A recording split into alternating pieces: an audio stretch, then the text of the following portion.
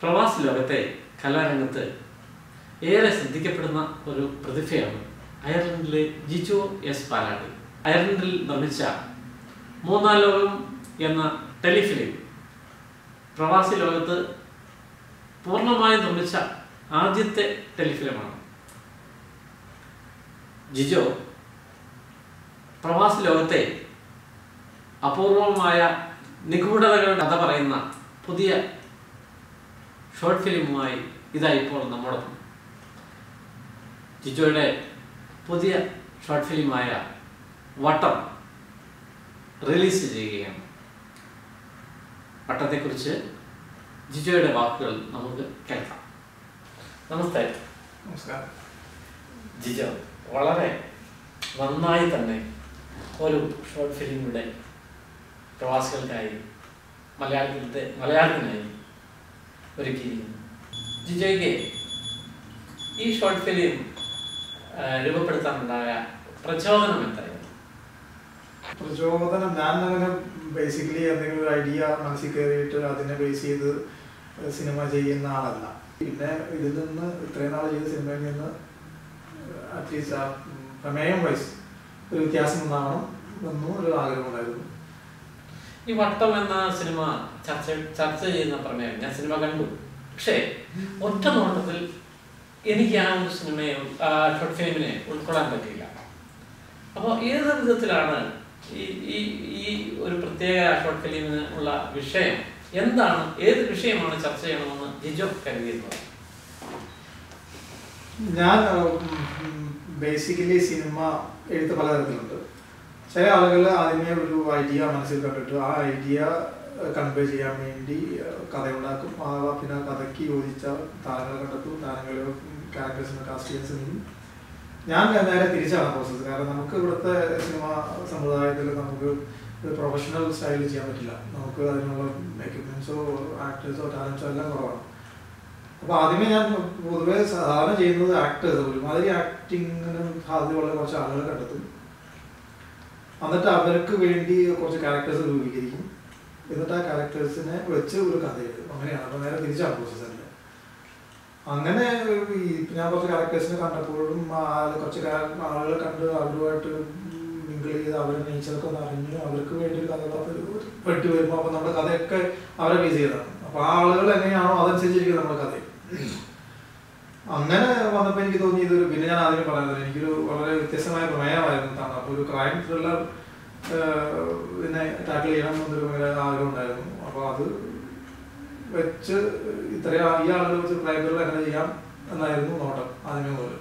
അപ്പോൾ ഞാൻ ചോദിക്കുന്നത്, ഇതൊരു ജനകീയമായ ഉദ്യമം, ജനത്തിന് വേണ്ടി ഉള്ള ഒരു ഉദ്യമം എന്നുള്ളതിലുപരിയായി ജിജോ ഒരു ക്രിയാത്മകമായ ആവിഷ്കാരം നടത്തുകയായിരുന്നു എന്ന് വേണം പറയാം. അതെ അതെ തീർച്ചയായും. അത് എൻ്റെ ഷോർട്ട് ഫിലിംസ് എല്ലാം അങ്ങനെയാണ്. ഞാൻ അതിൽ നിന്ന് മാറി സിനിമ ഒന്നും ചെയ്തിട്ടില്ല. പിന്നെ കുറച്ചെങ്കിലും ഒരു കൂടുതൽ ആളിലേക്ക് എത്താവുന്ന സിനിമ ഈ ഒരു 2 മണിക്കൂർ 3-4 hours മാത്രമേ ഉള്ളൂ. ബാക്കിയെല്ലാം തന്നെ ഒരു നിഷ് ഓഡിയൻസിനെ, അതായത് ഒരു കൊമേഴ്സ്യൽ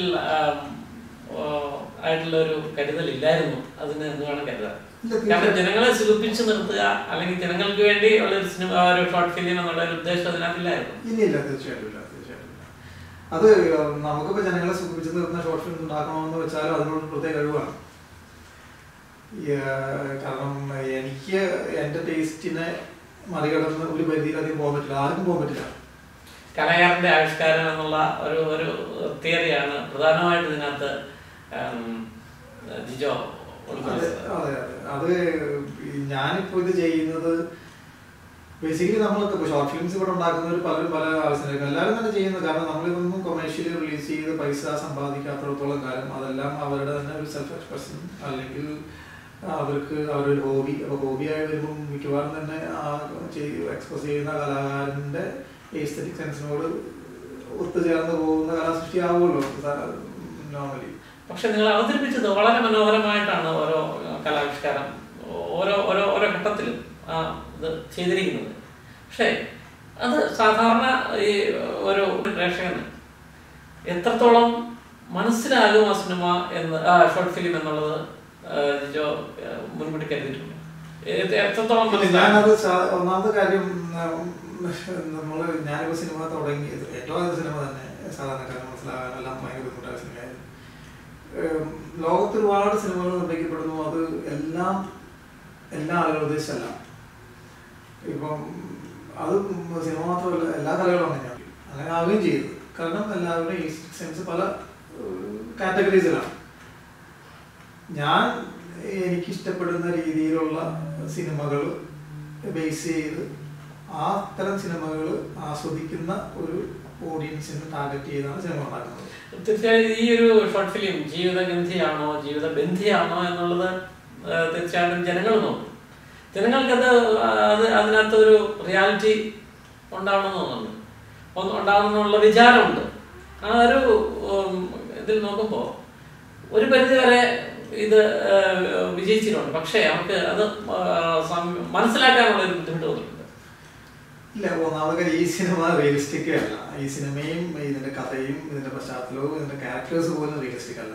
അതിനകത്ത് ഉള്ള ക്യാരക്ടേഴ്സിന്റെ അവതരണവും ആ ക്യാരക്ടേഴ്സിന് ഈ പറഞ്ഞ ജീവിതഗന്ധി എന്ന് പറയാവുന്ന ആ സംഭവങ്ങളും ഒന്നും തോന്നില്ല ആളുകൾ. കാരണം അത് കൂടുതലും ഇത് ഒരു ടൈപ്പ് ഓഫ് ഫിലിം മേക്കിങ്ങിന്റെ ഭാഗമാണ്. കഥാപാത്രങ്ങൾ വളരെ മനോഹരമായി അത് അവതരിപ്പിച്ചു, അവരുടെ പാട്ട്.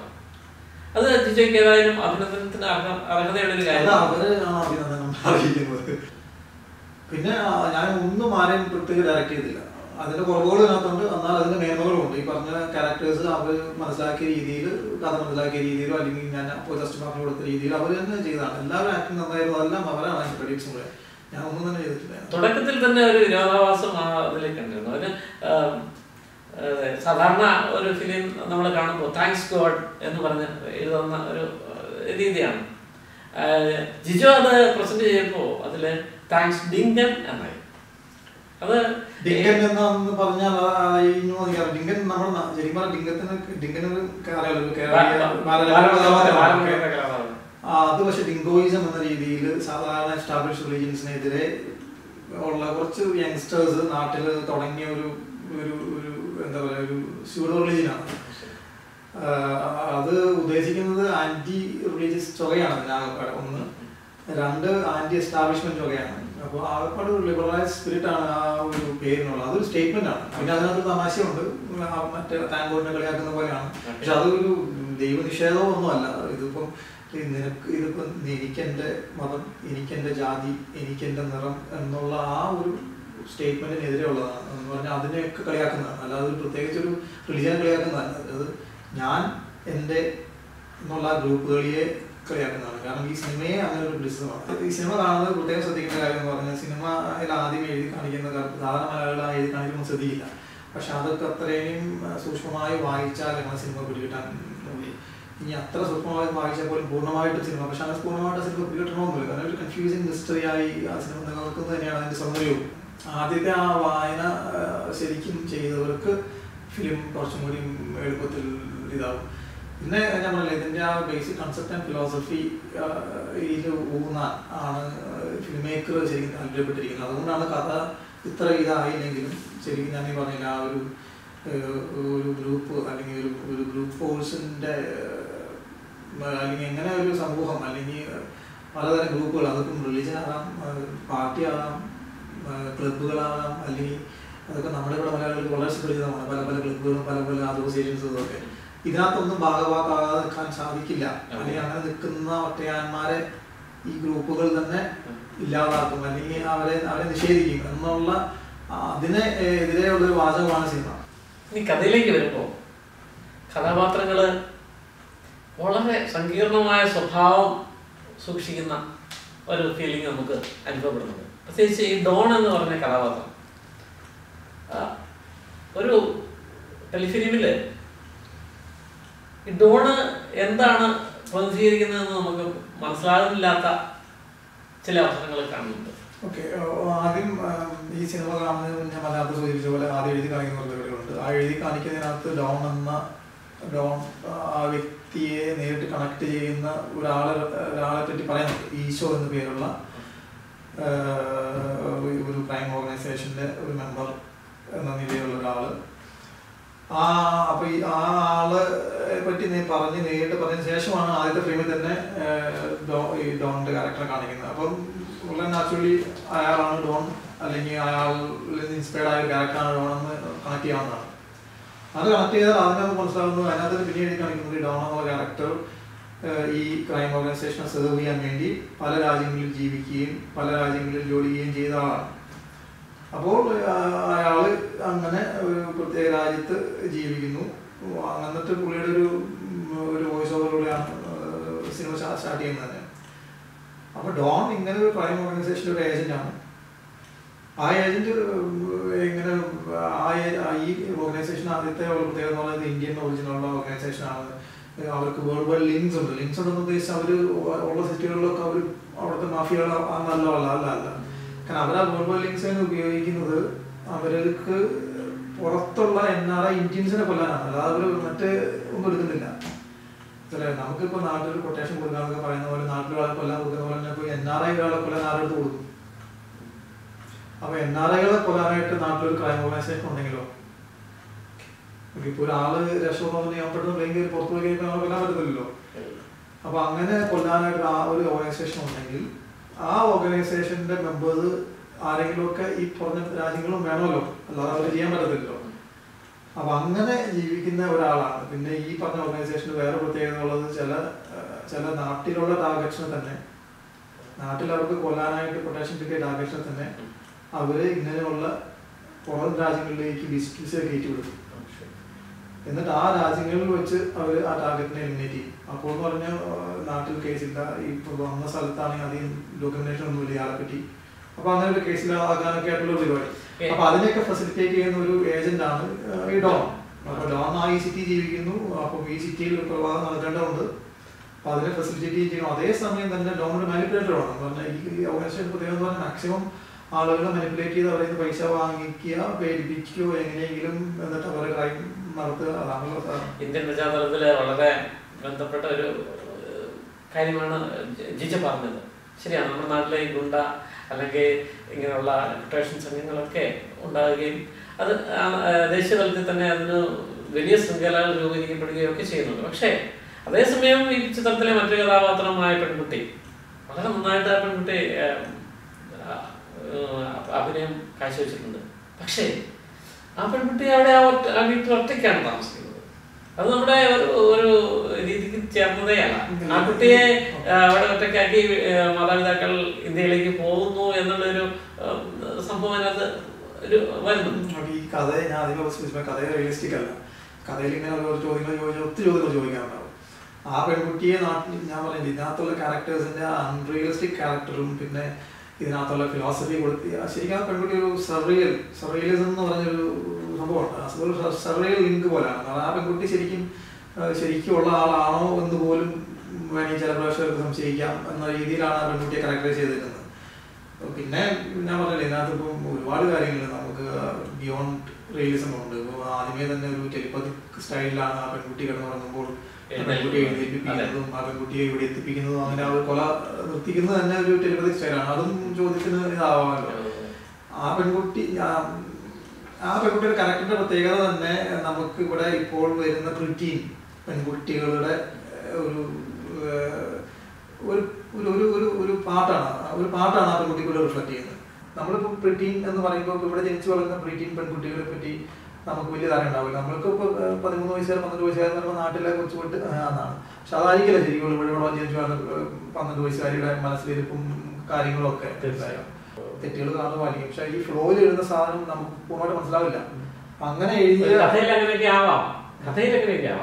പക്ഷെ അതിനകത്ത് ഈ സംവിധായകൻ ഒരു സ്വാഭാവികമായ രീതി അതിനകത്ത് ചിലപ്പോൾ നഷ്ടപ്പെടുന്നുള്ളതാണ്. പ്രത്യേകിച്ച് ആ ക്യാഷ് ഡീലിങ്സിന്റെ കാര്യത്തിൽ. ക്യാഷ് ഡീലിങ്സിൽ 30,000 രൂപയോളം ഒരാളെ രക്ഷപ്പെടുത്താൻ വേണ്ടി മൊത്തം കൊടുക്കുന്നതായിട്ടാണ് കാണപ്പെടുന്നത്. അതും ആ ക്യാരക്ടേഴ്സിനെയൊക്കെ ഒന്ന് സൂക്ഷ്മമായി പരിശോധിച്ചാൽ മനസ്സിലാവും.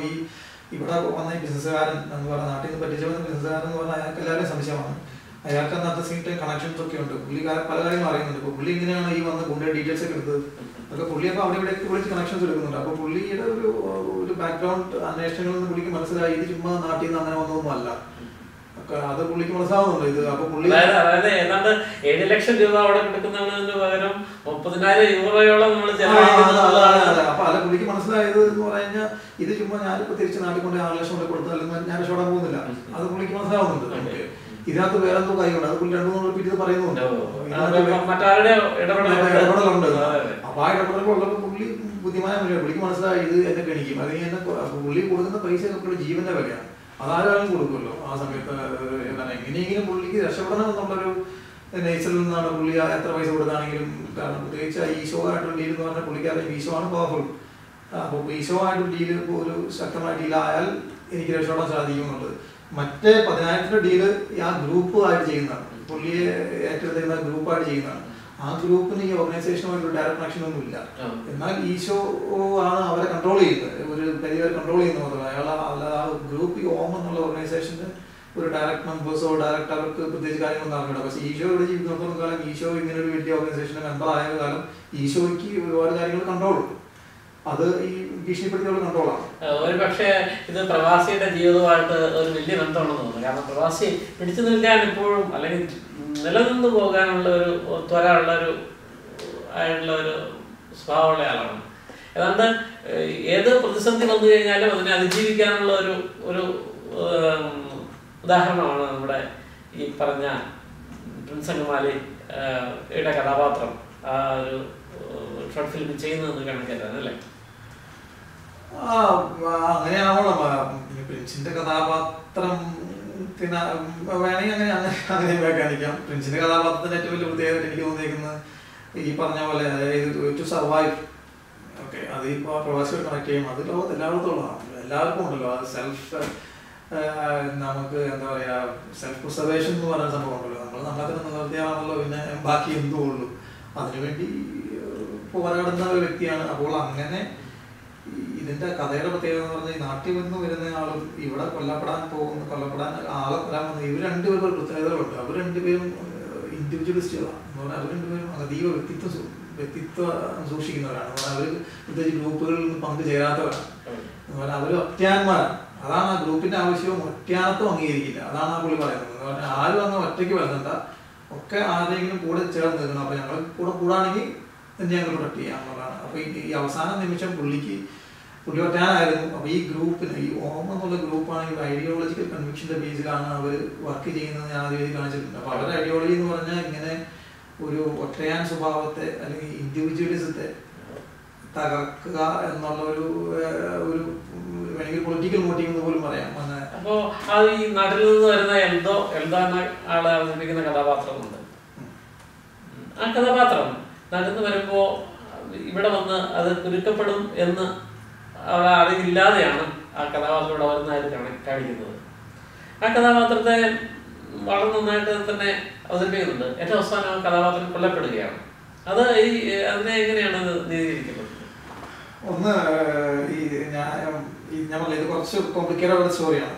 ഒന്ന് നാട്ടിൽ നിന്ന് ആണെങ്കിൽ ഏറ്റവും അവസാനമായിട്ട് കാണിക്കുന്നുണ്ട്. നാട്ടിൽ നിന്ന് ഇങ്ങനെ കൊല്ലപ്പെടാനുള്ള ആളുകളെ പുറത്തേക്ക് കയറ്റി വിട്ട് അവിടെ വെച്ച് കൊല ചെയ്യപ്പെടുന്ന ഒരു സ്വഭാവം ഈ ഓമനുണ്ട്. അപ്പം അയാളെ കയറ്റി വിട്ട് തന്നെ അയാളെ ഇല്ലായ്മ ചെയ്യാനായിരുന്നിരിക്കാം. ഓക്കെ. രണ്ടാമത്തെ ഒരു കാര്യം, ഈ ഓമിന് വേറെ പ്രത്യേകത ഉള്ളത്, ഓം ഒരു ജോബ് ഏറ്റെടുത്ത് ആ ഓം മെമ്പേഴ്സ് നേരിട്ട് പോയി ചെയ്യുന്നതിന് പകരമായിട്ട് ഈ സാധാരണക്കാരെ ആരെങ്കിലും പിടിച്ച് അവരെ ഭീഷണിപ്പെടുത്തി അവരെ കൊണ്ട് ചെയ്യിക്കുന്ന ഒരു സ്വഭാവം ഓമനുണ്ട്. അത് എഴുതി കാണിക്കുന്നുണ്ട്. പ്രധാനമന്ത്രി എഴുതി കാണിക്കുന്ന രക്ഷാഭാഗ്യമെന്നുള്ളത്. വളരെ സാധാരണക്കാർ ആളുകൾ റിക്രൂട്ട് ചെയ്യും, അവർക്ക് ട്രെയിനിങ് കൊടുക്കും.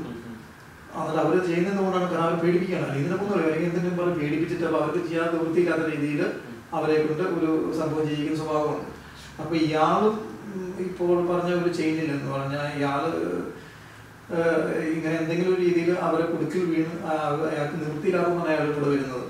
അതൊക്കെ അവസാനം അയാൾ എക്സ്പ്രസ് ചെയ്യുന്നുണ്ട്. ഈ നിവൃത്തികൾ കൊണ്ടാണ്, അല്ലെങ്കിൽ ഇങ്ങനെയൊന്നും ജീവിക്കുന്ന ആളല്ല ഞാൻ, ആരെ മുന്നിൽ തലമുണിക്കുന്ന ആളല്ല ഞാൻ, പക്ഷെ അങ്ങനെ ജീവിക്കാൻ സമ്മതിക്കില്ല. അപ്പൊ അയാൾ ഒറ്റയാനായിരുന്നു. അയാളെ മെരുക്കി അയാളെ ഇങ്ങനെ ഒരു സംഭവത്തിന് എത്തിച്ചേക്കാണ്. ഇവിടെ വന്നിട്ട് അയാളെ രക്ഷപ്പെടാൻ ശ്രമിക്കുന്നതാണ് ഈ പൈസയൊക്കെ വാങ്ങിച്ചത്. ആ രക്ഷപ്പെടാൻ ശ്രമിക്കുമ്പോൾ ഈശോ ഇന്റർവ്യൂ ചെയ്തിട്ട് അയാളെ ഭീഷണിപ്പെടുന്നുണ്ട്. നീ ഇവിടുത്തെ ജയിലിൽ പോകും, കൊച്ചു നീ കൊല്ലാൻ ശ്രമിക്കുന്നത് കണ്ടു, അതുകൊണ്ട് പിന്നത്തെ ഭാവം കട്ട് ചെയ്തേക്കുന്നത്. പക്ഷെ പിന്നെ ആ ഈശോ പറയുന്നത് നീ അവൾ കൊല്ലണമെന്നാണ്. മനസ്സിലായ? കാരണം ഈ കഥയാകുമ്പോൾ എക്സ്പ്ലെയിൻ ചെയ്യാം, അപ്പോൾ എളുപ്പമാണ്. നീ അവനെ കൊല്ലണം എന്നുള്ളതാണ് ആ ഈശോനോട് സൂചിപ്പിക്കുന്നത്. അപ്പോൾ ഇയാള് ഇതായി, കാരണം ഇയാൾ പൈസയും വെച്ച് രക്ഷപ്പെടാമെന്ന് പറഞ്ഞു, മനസ്സിലായി. പക്ഷെ ഇയാളിന് കൊല്ലണം എന്നുള്ള ഒരു സിറ്റുവേഷൻ വന്നപ്പം ഇയാൾക്ക് കൊല്ലാതിരിക്കാൻ നിവൃത്തിയില്ല. അപ്പോൾ ഈശോ പിന്നെയും പ്ലാൻ ചെയ്ത് ഇവനാണ് കൊല്ലപ്പെടേണ്ട ആള്. അപ്പോൾ ഈ പറഞ്ഞ പ്രിൻസിന്റെ കഥാപാത്രത്തിന് തോക്ക് കൊടുക്കാം. ഇനി പ്രിൻസിനോട് ചുമ്മാ തോക്ക് കൊടുത്ത് കൊല്ലുന്ന പ്രിൻസ് കൊല്ലൂല. അപ്പൊ അതിനു വേണ്ടിയാണ് ഈ എൽദോയുടെ കഥാപാത്രം ഇവനെ കൊല്ലാൻ ചെന്നാലേ പ്രിൻസ് കൊല്ലൂ. അതുകൊണ്ടാണ് അപ്പം എൽദോയുടെ കഥാപാത്രത്തെ കൊണ്ട് എങ്ങനെയും പ്രിൻസിനെ കൊല്ലിക്കാനായിട്ട് പ്രേരിപ്പിക്കണം, ഈ പൈസ വാങ്ങിച്ച് പിൻവാങ്ങാതെ. അപ്പൊ അതിനുവേണ്ടിയാണ് പുള്ളിയോടെ പോയി ഭീഷണിപ്പെടുത്താൻ എൽദോയെ, നീ കൊച്ചു കണ്ടു, നീ ഇവിടുത്തെ ജയിലിൽ പോകും, നീ അവനെ കൊല്ലണം. അപ്പോൾ എൽദോ കൊല്ലാതെ നിവൃത്തില്ല, അതുപോലെ കൊല്ലാൻ ചെല്ലുന്നു. കൊല്ലാൻ ചെല്ലുമ്പോൾ പ്രിൻസിന് പുള്ളി ഒരു ഗൺ കൊടുക്കുന്നു. അപ്പൊ ഇവിടെ കത്തിയെ കൊടുക്കും. അപ്പോൾ അവര് ഓം നിശ്ചയിച്ച പോലെ തന്നെ ഇയാൾ കൊല്ലപ്പെടുന്നു. പ്രിൻസ് അടുത്ത പെട്ടിയിൽ നടക്കുന്ന മലയാളിയും അവർക്ക് വേണ്ടി ആവുന്നു. അതാണ് ഏറ്റവും അവസാനം വന്ന സംഭവം എന്ന് പറഞ്ഞാൽ പ്രിൻസ് ഇതിനകത്ത് പെട്ടുപോയി. കാരണം അപ്പൊ അതുപോലെ പെട്ട് നാട്ടിൽ നിന്ന് വന്ന ഒരാളാണിത്. ഇതുപോലെ സിംബോളിസം ഇതിനകത്ത് വളരെ കാര്യമായിട്ട് വരുന്നുണ്ട്. പെട്ടി ആദ്യം നാട്ടിൽ നിന്ന് വരുന്നയാള് പെട്ടിയായിട്ട് വരുന്നു. പിന്നെ അത് അയാൾ കൊല്ലപ്പെട്ടതിന് ശേഷം വീണ്ടും ഒരു ഇര എന്ന രീതിയിൽ ആയ പ്രിൻസംഗമാലയുടെ കഥാപാത്രം അതേ പെട്ടി ചുവന്നുകൊണ്ട് നിൽക്കുന്ന അതേ പെട്ടിയല്ല, അത് വേറെ പെട്ടിയാണ്. അതൊക്കെ ചെറിയൊരു മിസ്റ്റേക്ക് ആണ്. വേറെ പെട്ടിയാണ് കൊടുത്തത്. പക്ഷെ കുറച്ചുകൂടി കളർ ഡിഫറൻസ് ഉള്ള പെട്ടി കൊടുത്താലാണ് പെട്ടെന്ന് ഐഡന്റിഫൈ ചെയ്യാൻ. ഈ ഞാൻ പറഞ്ഞ ഈ നാട്ടിൽ നിന്നുള്ള ഈ ഓം എന്നുള്ള ഓർഗനൈസേഷന് ഒരുപാട് പ്രത്യേകതകളുണ്ട്. അത് നമ്മളൊരു വലിയ ഓർഗനൈസേഷൻ പോലെ ഒരു പ്രൊഫഷണൽ നാട്ടിലൊക്കെ ഉണ്ടല്ലോ, ചില നാട്ടിലൊക്കെ ചില പ്രൊട്ടക്ഷൻ സംഘങ്ങൾ, അല്ലെങ്കിൽ വളരെ ചില റൗഡികൾ, അവർക്കൊക്കെ എന്ന് പറഞ്ഞു കഴിഞ്ഞാൽ അവരാ നാട്ടിൽ നിന്ന് ഉരുത്തിരിഞ്ഞ് വന്നാണെങ്കിലും അവര് ചെയ്ത പണികൾ അല്ലെങ്കിൽ ചെയ്യുന്ന പണികളിൽ അവർ പ്രൊഫഷണൽസാണ്. പക്ഷെ അവർ ഉപയോഗിക്കുന്ന ആയുധങ്ങളോ അവർ ഉപയോഗിക്കുന്ന സംഭവങ്ങളോ ഒന്നും അങ്ങനെ ഹൈടെക് ഒന്നും ആയിരിക്കില്ല. അതുപോലെ ഓർഗനൈസേഷൻ ആണിത്. കാരണം ഇതെന്ന് പറഞ്ഞാൽ ഈ ഗ്രൂപ്പിന് ലിങ്ക്സ് ഉണ്ട്, ഇതൊക്കെ ഉണ്ടെങ്കിലും ഈ ഗ്രൂപ്പിന്റെ ഏറ്റവും വലിയ ശക്തി എന്ന് പറഞ്ഞാൽ ഒന്ന് ഇവരുടെ ഐഡിയോളജിക് കൺവിക്ഷൻ ആണ് ശക്തി. രണ്ട്, ഇത് ഇയാളുടെ മാസ്റ്റർ പ്ലാനുകളാണ്. ഈ പറഞ്ഞ ഇതിനകത്ത് സൂചിപ്പിക്കുന്ന എക്സ്പോളിസ്മെന്റ് എന്ന് പറഞ്ഞ ആളുടെ മാസ്റ്റർ പ്ലാനുകൾ എന്ന് പറഞ്ഞു കഴിഞ്ഞാൽ ഭയങ്കര പ്ലാനാണ് അയാൾ. അപ്പൊ അയാളുടെ പ്ലാനിങ്ങിൽ പെട്ടതാണ് ഒന്ന് ഇങ്ങനെ സാധാരണക്കാരനെ കൊണ്ട് ജയിക്കുക എന്നുള്ളതും, സാധാരണക്കാരന് ട്രെയിനിങ് കൊടുക്കുക എന്നുള്ളതും, ഇങ്ങനെയുള്ള ആളുകളെ പുറത്തു കൊണ്ടുപോയി വകരുത്തുക എന്നുള്ളതൊക്കെ ഇയാളുടെ പ്ലാനിങ്ങിലും ഇയാളുടെ ഇതിനകത്ത് പെട്ട പരിപാടികളാണ്. അപ്പൊ അതുകൊണ്ട് തന്നെ ഈ ഗ്രൂപ്പ് അതിജീവിച്ചു എല്ലാത്തിനെയും എന്ന് പറഞ്ഞാൽ ആരും പിടിക്കപ്പെടാൻ പറ്റില്ല. ഈ അയാളുടെ പ്ലാനാണ് അപ്പം ഒരു ശവം അല്ലെങ്കിൽ ആ കൊന്നതിന് ശേഷം അത് വെട്ടിമുറിച്ച് പെട്ടിയിലാക്കി പല സ്ഥലത്ത് കൊണ്ടുപോയി ഡിസ്പോസ് ചെയ്ത് കളയുക. അപ്പൊ അങ്ങനെ ഒരു രീതിയിലും ആ പ്രൂഫ് ഉണ്ടാവാതിരിക്കുക എന്നുള്ളത്. ഈ പെട്ടി എപ്പോഴും ഈ സംഭവം പെട്ടികൊണ്ട് വരാൻ കാലിന സംഭവം കൊണ്ടുപോകാൻ വേണ്ടിയാണ് പെട്ടി, നാളെ കൊണ്ടുപോകാൻ വേണ്ടിയാണ് പെട്ടി. അപ്പൊ ആ പെട്ടി പിന്നെ ആ പെട്ടി എന്ന് പറഞ്ഞ ശവമായാൽ ആളെ എങ്ങനെ എന്ത് ചെയ്യണമെന്നൊക്കെ കൃത്യമായിട്ട് ഇൻസ്ട്രക്ഷൻ ഉണ്ട്. അതാണ് ആ ഇൻസ്ട്രക്ഷൻ കാണിക്കുന്നത്. കാരണം അത് ഇവർക്ക് ചെറിയ ട്രെയിനിങ് കൊടുത്താൽ വിടുന്നെങ്കിലും ആ സമയത്ത് അതൊക്കെ ചെയ്യണം, ആ കാര്യങ്ങളൊക്കെ ചെയ്യണം. ഇപ്പൊ വേറെ ചോദ്യം വരാമെന്ന് പറഞ്ഞാൽ എന്തുകൊണ്ട് ഈ പ്രിൻസിൽ എന്ന് പറഞ്ഞ സാധാരണ ഇയാളെ കൊണ്ടുവരുമ്പോൾ തന്നെ പെട്ടി തപ്പുന്നു, ഇൻസ്ട്രക്ഷൻ കൊണ്ട് തപ്പുന്നു. അപ്പൊ ഇവരെ ഇൻസ്ട്രക്ഷനെ പറ്റി അറിഞ്ഞു, ഇതൊക്കെ ക്വസ്റ്റ്യൻസാണ്. അപ്പൊ അത് ആ പ്രിൻസംഗമായൊരു പ്രത്യേക ആ കഥാപാത്രത്തിന്റെ പ്രത്യേകത. ആ കഥാപാത്രം എന്ന് പറഞ്ഞാൽ എല്ലാം ചൂടുന്ന് നോക്കി എല്ലാം ചൂടുന്ന് വിശദമായിട്ട് അടിക്കുകയും ചെയ്യുന്നതാണ്. അപ്പൊ ആ നാട്ടിൽ നിന്ന് വന്ന ആള് ഒരു പൊക്കമുണ്ട എന്നെ കൊല്ലം കൂട്ടം ഇതെല്ലാം അവനറിയാം. അതൊക്കെ അവൻ പല രീതിയിൽ അറിഞ്ഞേക്കുന്നതാണ്. ആ അറിഞ്ഞതിന്റെ ഭാഗം തന്നെയാണ് ഇവരെ കൊല്ലാൻ മെത്തേഡ്സും ഒക്കെ ഇവനറിയാം. ഈ പുള്ളിക്ക് അറിയാം, ഈ പ്രിൻസിന്റെ കഥാപാത്രത്തിന് അറിയാം. അതുകൊണ്ട് പ്രിൻസിന് തന്നെ ആ കഥാപാത്രത്തിന് തന്നെ അറിയാം ഇതിന് ശേഷം ഇതെന്ത് ചെയ്യണം എന്നുള്ളതൊക്കെ ഇൻസ്ട്രക്ഷൻ ഇതിനകത്ത് തന്നെയാണെന്നുള്ളത്. അതാണ് പുള്ളി തപ്പുന്നത്. ആ സമയത്ത് തപ്പ് ഇൻസ്ട്രക്ഷൻ ഇരിക്കുന്ന പുള്ളി ഇത് വായിച്ചിട്ട് അതുപോലെ ചെയ്യാം. പിന്നെ അവസാനം ആ പെട്ടി വന്നിരുന്നു, അതിന്റെ മുകളിൽ ഇൻസ്ട്രക്ഷൻ കാണുന്നു, പുള്ളിക്ക് കാര്യം മനസ്സിലായി, നമ്മൾ കണിയിലായി, ഇനി ഞാൻ ഈ പെട്ടിയിൽ നിന്ന് നടക്കണം അവർ പറയുന്ന പോലെ എന്നുള്ള ഒരു ഇതുണ്ട്. അപ്പോൾ അതിനകത്ത് എന്താ പറയണ്ടേ, ഒരു തരത്തിൽ അതിനെ വ്യാഖ്യാനിച്ചാൽ സിംബോളിക്കായിട്ട് വ്യാഖ്യാനിച്ചു കഴിഞ്ഞാൽ ഈ പെട്ടിയിൽ നടക്കേണ്ടി വരുന്നവരൊക്കെ ശരിക്കും പറഞ്ഞാൽ ഇൻഡിവിജ്വലിസ്റ്റിക്കലായ എന്ന് പറഞ്ഞാൽ അങ്ങേറ്റ വ്യക്തിത്വ സ്വഭാവമുള്ള ആളുകളാണ്. അപ്പൊ ആ ആളുകൾ പേറുന്ന അല്ലെങ്കിൽ സമൂഹം അവരുടെ മേൽ അടിച്ചേൽപ്പിക്കുന്ന ഒരു ഭാരമാണ് ഇത് എന്ന് പറഞ്ഞാൽ അവരെ നിലനിൽപ്പിന് അവർ ഈ സമൂഹത്തിനോട് കൺഫോം ചെയ്ത് പോവാതെ അവരിൽ നിന്ന് വേറിട്ട് നിൽക്കാൻ ശ്രമിക്കുമ്പോൾ അവർക്ക് ഒരു വലിയ ഭാരം ഒരു നിലയുണ്ട്. ചിത്രത്തിലുടനീളം ഒരു ഭീകരമായ ഒരു അന്തരീക്ഷം സൃഷ്ടിക്കുന്നുണ്ട്. പ്രത്യേകിച്ച് അവസാനം കൊല്ലപ്പെടുന്ന പ്രിൻസംഗമാലി എന്ന കഥാപാത്രം നാട്ടിൽ നിന്ന് വരുന്നയാളെ കൊല്ലുന്ന ആ ഒരു രംഗമുണ്ട്. ആ രംഗത്തില് വളരെ നമുക്കൊരു കുടുംബത്തിനോ അല്ലെങ്കിൽ അങ്ങനെയുള്ള ഒരു ഗൃഹത്തിന് ഇരുന്ന് കാണാൻ പറ്റിയാത്ത വിധത്തിലുള്ള ഒരു ഭീകരാവസ്ഥ അവിടെ സൃഷ്ടിക്കപ്പെടുന്നുണ്ട്. പക്ഷെ അത് ഫ്രെയിമിലില്ലല്ലോ, കൊല വന്നാൽ വെടി വെക്കുന്നുള്ളൂ, അപ്പോൾ അതിനകത്ത് രക്തമൊന്നും കാണിക്കുന്നില്ല. പറയാവുന്നതിൽ സെറ്റിലായിട്ടാണ് പറഞ്ഞേക്കുന്നത്. ഞാൻ അത് കുറച്ച് സെറ്റിലായിട്ട് പറയാന്ന് പറഞ്ഞാൽ അതിന്റെ ഫീല് പുറത്ത് പോകും. അതുപോലെ തന്നെ അവിടെ കഥാപാത്രത്തെ സ്വർഗസ്ഥനായ പിതാവേ എന്ന് പറഞ്ഞൊരു പ്രാർത്ഥന ഇവിടെ തെറ്റിരിക്കുന്നുണ്ട്. അതെന്തിനാണ് കഥാപാത്രത്തെ അങ്ങനെ അങ്ങനെ ആ ഒരു പർട്ടിക്കുലർ സ്റ്റേജിൽ, അങ്ങനെ ഒരു സ്റ്റേജിൽ അങ്ങനെ ഒരു ഇത് വന്ന് പെട്ട് കഴിഞ്ഞാൽ പലരും പല രീതിയിൽ റിയാക്ട് ചെയ്യാം. ശരിക്കും അത് ഷൂട്ട് ചെയ്തപ്പോൾ തന്നെയാണെങ്കിലും അത് പ്രത്യേകിച്ച് ഒന്നും പറഞ്ഞു കൊടുക്കാം. ഞാനതിട്ട് രംഗങ്ങളെല്ലാം ചുമ്മാ എന്താ പറയുക ഫ്രീ റേഞ്ച് ആക്ടിങ് ആയിരുന്നു പ്രിൻസിന്റെ. അതുപോലെ നമ്മളിങ്ങനെ ഇത് ചെയ്യണമെന്ന് പറയാതെ പറഞ്ഞാണ് കുറെ ഷൂട്ട് ചെയ്തത്, പക്ഷെ അതൊന്നും ഉപയോഗിച്ചിട്ടുണ്ട്. അത് കഴിഞ്ഞ് ചുമ്മാ ഷൂട്ടിങ് കഴിഞ്ഞു, കട്ട് കഴിഞ്ഞതിന് ശേഷം പ്രിൻസ് ചുമ്മാ സാധനം വന്നിട്ട് കുറെ അജിത്ത് പറഞ്ഞ അനുസരിച്ച് അജിത്ത് ക്യാമറ വെച്ച് പ്രിൻസ് ചുമ്മാ അഭിനയിക്കുകയായിരുന്നു. എന്ന് പറഞ്ഞാൽ അപ്പോഴാണ് ശരിക്കും പുള്ളിയ കഥാപാത്രമായത്. പുള്ളി ആഞ്ഞു വിട്ടുന്നൊക്കെ അപ്പൊ ശരിക്കും കഥാപാത്രമായിട്ടാണ് ഇങ്ങോട്ട് കയറി വന്ന സംഭവമാണ്. അതാണ് ആ ഫുട്ടേജാണ് എല്ലാം ഉപയോഗിച്ചിരിക്കുന്നത്. അത് എല്ലാ ഫുട്ടേജാണ് ആ പുള്ളി ഇങ്ങനെ നിൽക്കുന്നു, അതെല്ലാം അതിനകത്ത് ഉപയോഗിച്ചിരിക്കുന്നത്. അപ്പോൾ അങ്ങനെ ഉള്ള ഒരു അവസ്ഥ വന്നാൽ ഒരു മനുഷ്യൻ എങ്ങനെ മാറും എന്നുള്ളത് കൃത്യമായി കാണാം. കാരണം അങ്ങനെയുള്ള ഒരു അവസ്ഥ വന്ന ഒരു മനുഷ്യനെ അപ്പോഴാണ് പുള്ളി തലയിലേക്ക് എടുത്ത് വെച്ച് പുള്ളി അങ്ങ് മാറിയത്.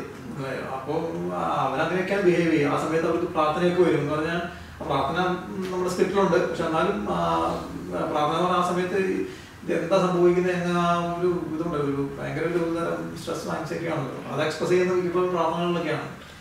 ഈ ഷോർട്ട് ഫിലിമിന് ഉടനീളം കാണുന്ന മറ്റൊരു കാര്യം ഈ കോട്ടിട്ടുകൊണ്ട് വരുന്ന ഒരു ഗ്രൂപ്പാണ്. എല്ലാവരും കോട്ടിട്ടിരിക്കുന്നു. എനിക്ക് തോന്നിയ ഇൻസ്ട്രക്ഷൻ എന്ന് പറയുന്ന ഒരു രേഖ അനുസരിച്ച് തന്നെ ആയിരിക്കും ഒരു ഈ കോട്ട് ജിജോ പ്ലാൻ ചെയ്തിരിക്കുന്നതെന്ന് എനിക്ക് തോന്നുന്നു എല്ലാവർക്കും. പക്ഷേ നാട്ടിൽ നിന്ന് വരുന്ന ആൾക്ക് കോട്ടുമില്ല, അയാൾ സാധാരണ ഒരു ചപ്പലൊക്കെ ഇട്ട് ആണ് കാണപ്പെടുന്നത്. ഇൻസ്ട്രക്ഷനും അവരുമായിട്ട് ഒരു ബന്ധമില്ല. ഇൻസ്ട്രക്ഷൻ നാട്ടിൽ നിന്ന് വരുന്ന ഈ ഗ്രൂപ്പ് നാട്ടിൽ നിന്ന് വന്ന ആളെ ട്രെയിൻ ചെയ്ത് വെക്കുന്നതിന്റെ ഭാഗമായിട്ടുള്ള ഇതാണ്. അത് പുള്ളി കൊല ചെയ്തതിനു ശേഷം ഡെഡ് ബോഡി എങ്ങനെ മറവ് ചെയ്യണം എന്നുള്ളതിനുള്ള ഇൻസ്ട്രക്ഷൻ ആണ്. അത് ഇവരുമായിട്ടൊരു ബന്ധമില്ല. കോട്ടിട്ട ആളുകൾ റെപ്രസെന്റ് ചെയ്യുന്നത് എന്തിനെയാവാം, അത് ഏത് ഗ്രൂപ്പിനെ ആവാം, റിലീജിയസ് ഇൻസ്റ്റിറ്റ്യൂഷനെ ആവാം, ഒരു പൊളിറ്റിക്കൽ പാർട്ടി ആവാം. അത് ആണ് നമ്മുടെ ഈ സിനിമയുടെ ഗ്രൂപ്പ് വേഴ്സസ് ഇൻഡിവിജ്വൽ എന്നതിനെ പറ്റി കാണിക്കുന്നത്. നമ്മളത് ഷോട്ടുകളിൽ പോലും ഇപ്പം ഒരു കേരള ഹൗസിൽ ഷൂട്ട് ചെയ്ത ഒരു സീനിൽ ഒറ്റയ്ക്ക് ഒരു ഇൻഡിവിജ്വൽ ഇവിടെ വലിയ ഗ്രൂപ്പ് അവർ തമ്മിലാണ് അംഗം. നമ്മുടെ സിനിമ തന്നെ അതാണ്. ഓക്കെ.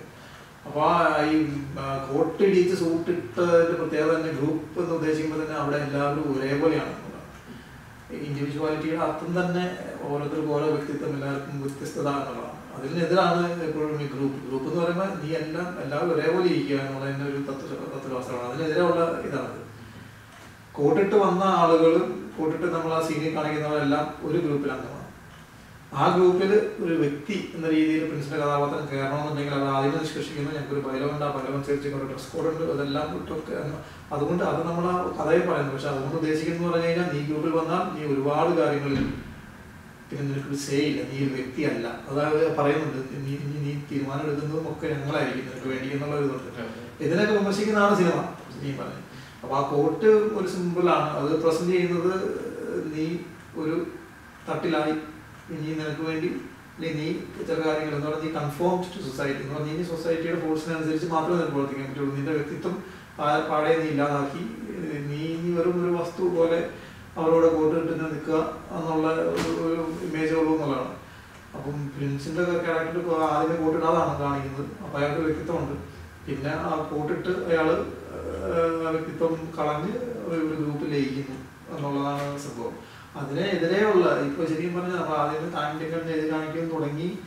ഇതിനൊരു ആന്റി ഇൻസ്റ്റിറ്റ്യൂഷണൽ ചൊവ്വയാണ് സിനിമയ്ക്ക് എന്ന് പറഞ്ഞാൽ വ്യക്തിത്വങ്ങളെ ഉയർത്തിപ്പിടിക്കുന്ന ഒരു സിനിമയാണ്. നമ്മുടെ ഡബ്ലിനിലെ ചെറിയ സമൂഹത്തിലെ ഇത്തരത്തിലുള്ള ഒരു കപ്പാസിറ്റി ക്രിയേറ്റ് ചെയ്തെടുക്കുന്നതിൽ ജിജോ വളരെ വിജയിച്ചു എന്ന് വേണം കരുതാൻ. എല്ലാവരെയും ഒന്നിച്ചു കൂട്ടാനും അവർക്ക് കൃത്യമായ റോളുകളൊക്കെ കൊടുക്കാനും അതിൻ്റെ സാങ്കേതിക വിദഗ്ധരെ ഒപ്പം കൂട്ടാനും ഒക്കെ ചെയ്യുന്നത് വളരെ നന്നായിട്ടുള്ളൊരു കാര്യമാണ്. ഇനിയും ഇതുമാതിരിയുള്ള പുതിയ സംരംഭങ്ങൾക്കുള്ള സാധ്യത എത്രത്തോളമാണ് ഉള്ളത്? ഇതും ചെയ്തുകൊണ്ടേയിരിക്കണം എന്നുള്ളതാണ് എൻ്റെ ആഗ്രഹം. ഇതിനുള്ള സമയവും സൗകര്യവും ഇതിനുള്ള മെനക്കേടും ഒക്കെ ഒരുപാടുണ്ട്. ഇത് ഞങ്ങളല്ലേ, ഇത് എനിക്ക് മാത്രമല്ല ഒരുപാട് പേർക്ക് ചെയ്യാം. ഒത്തിരി ഫിലിം മേക്കേഴ്സുകളുണ്ട്, അവർക്കെല്ലാം ചെയ്യണം താല്പര്യമുണ്ട്. അപ്പോൾ ശരിക്കും ഇപ്പൊ ഐറിസ് എന്നൊരു ഫിലിം സൊസൈറ്റി ഉണ്ട്. അവരുടെയൊക്കെ ഒരു ബാക്ക്ഗ്രൗണ്ടിൽ നിന്നും അവരുടെയൊക്കെ ഒരു സപ്പോർട്ടിൽ നിന്നും ഒരുപാട് ഫിലിം മേക്കേഴ്സിന് ഇത് ചെയ്ത പോലെ തന്നെ ചെയ്യാവുന്നതേ ഉള്ളൂ. ഞാൻ ഇത് കുറച്ച് കൂടുതൽ ചെയ്ത കാര്യം എനിക്ക് കുറച്ചുകൂടി തറക്കമായി ഇത് ചെയ്യാനായിട്ട് എളുപ്പമായി. പിന്നെ ഞാനൊരു വളരെ ചെറിയ മിനിമൽ ക്രൂ വെച്ച് ചെയ്യുന്ന കാരണം കൊണ്ട് കുറച്ച് എളുപ്പമാണ്. എല്ലാവർക്കും അങ്ങനെ താല്പര്യം ഉണ്ടാവുന്നില്ല. എല്ലാവർക്കും കുറച്ചുകൂടി എലാബറേറ്റ് ആയിട്ടൊരു ഫിലിം പ്രൊഡക്ഷൻ സ്റ്റൈലിൽ തന്നെ ചെയ്യാനായിരിക്കും താല്പര്യം. അങ്ങനെ വരുമ്പോൾ കുറച്ച് ഷൂട്ടിങ് കുറച്ച് ബുദ്ധിമുട്ടായി വരുമായിരിക്കും. പക്ഷേ ഇത് ആർക്കും ചെയ്യാവുന്നതാണ്. ഇനിയിപ്പം ഫിലിം സൊസൈറ്റിയുടെ സപ്പോർട്ടോടുകൂടി ഒരുപാട് പേര് ചെയ്യാൻ മുന്നിട്ട് നിൽക്കുന്നുണ്ട്. ചെയ്തവരും ഉണ്ട്. ആ ചെയ്തവർ തന്നെ പിന്നെയും ചെയ്യാൻ നിൽക്കുന്നുണ്ട്. ഇപ്പൊ പുതിയ സിനിമകളിൽ പുതിയ ആളുകളും ഇതിനകത്ത് സിനിമ ഷൂട്ട് ചെയ്യാൻ വരുന്നുണ്ട്. ശരിയാണ്. വളരെ വ്യത്യസ്തമായ രീതിയിലുള്ള അനുഭവങ്ങൾ ചിത്രീകരിക്കാനൊക്കെ സാധിച്ചേക്കും. പക്ഷേ എനിക്ക് തോന്നുന്ന കാര്യം ജിജോ എസ് പാലാട്ട് ഈ ചെയ്യുന്ന മിക്ക പ്രവർത്തനങ്ങളും ഈ ഷോർട്ട് ഫിലിം രംഗത്ത് ചെയ്യുന്ന പ്രവർത്തനങ്ങൾ വ്യതിരിക്തമായി നിൽക്കുന്നുണ്ട്. അത് വളരെ ഈ മുമ്പ് നമ്മുടെ ഈ പ്രത്യേകമായ ഒരു ഷോർട്ട് ഫിലിമിൽ പറയുന്നത് പോലെ തന്നെ സമൂഹത്തിൻ്റെ മുഖ്യധാരയിൽ നിന്ന് മാറി സ്വന്തമായി ചിന്തിക്കുകയും അതിൻ്റെതായൊരു ഇൻഡിവിജ്വാലിറ്റി കീപ്പ് ചെയ്യുകയും ചെയ്യുന്ന ഒരു മുഖം എപ്പോഴും ഉണ്ടായിരിക്കട്ടെ എന്ന് ആശംസിക്കുന്നു. ഇത് പുതിയൊരു തുടക്കമല്ല, തുടർച്ച മാത്രമാണ്. എപ്പോഴും എല്ലാ വിജയാശംസകളും നേരുന്നു. നമസ്കാരം.